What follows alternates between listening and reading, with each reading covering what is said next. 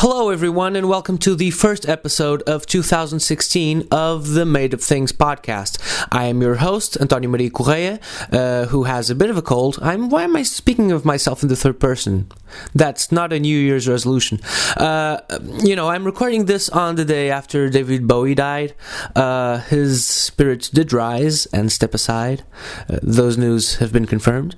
I did not mean to start off the year all joking aside, Comedy Bang Bang fans. I did not mean to start off the year by doing another sort of eulogy on the show, so I'm not going to do that. Because, it's been a lot about death in the past months, I guess. So, to start off the new year, I guess I don't mean to focus on too much of David Bowie's death, because we've all been pretty much, dedicated to that subject all over our attention spans, I guess, in the past few days. So, and everybody knows how amazing David Bowie was, so I'm just going to tell you a lesser-known fact about Uncle Dave. Okay, so on top of being one of the best we've ever had, Uncle Dave also did a countless number of things for music in general, one of which was rescuing Uncle Bob Fripp from a lifetime as a retired musician. When Uncle Dave drove down to pick Uncle Bob up from digging in the trenches under the rain at 5 a.m. or something in a Gurdjieff camp back in 1977, which was like this sort of spiritual cleansing camp Uncle Bob was attending. So David Bowie got Robert Fripp out of the trenches and made him record the guitar parts on Heroes, and that guitar part on the album, that guitar part on the song Heroes was the first thing Robert Fripp recorded after his absence. And that is only one of the most immediately identifiable guitar parts of all time. So we got that, and lots more years of King Crimson, and all the other gems Robert Fripp played on the Bowie records. Thanks again, David Bowie. I might get back to talking about David Bowie another time, but for now, I just wanted to say this. It's like he's always been around, and I hope that forever he will be, Okay, so we are in 2016 now, and this is the first time we've ever crossed a year here on Made of Things. We've been absent for a while, but now we're back, and this week on the show we have Matthew Murphy of the Wombats. I tried interviewing Wombats before, but it didn't really work out, because I don't really understand, Wombats, but can they understand me? Can I ever understand a Wombat? Or may I ever understand a Wombat?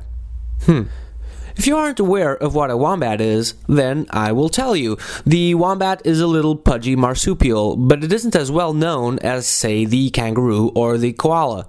In fact, wombats are fans of cuddling and snuggling, and are very open to you just walking up to them and petting them and being cute. Koalas may be more famous, and they may also be adorable, but they are little motherfuckers that need to just be constantly stoned in order to not attack you and not be all pissy like. Much like movie stars. Here I go, Hollywood. As most marsupials, wombats come from Australia, but haven't stayed there at all ever since the Great Wombat Migration, this is the GWM, of 1986. Wombats went to America and settled there, and these days you can find them all over the streets of New York City, though you will still have to look closely. Other than being stumpy little creatures, wombats have developed social skills, such as increased adorability, or picking up on social cues, and they are now even more capable of love. They have also developed professional skills. Wombats are excellent at desk jobs. Believe me, bring a wombat to the workplace and you will never again be bored by accounting.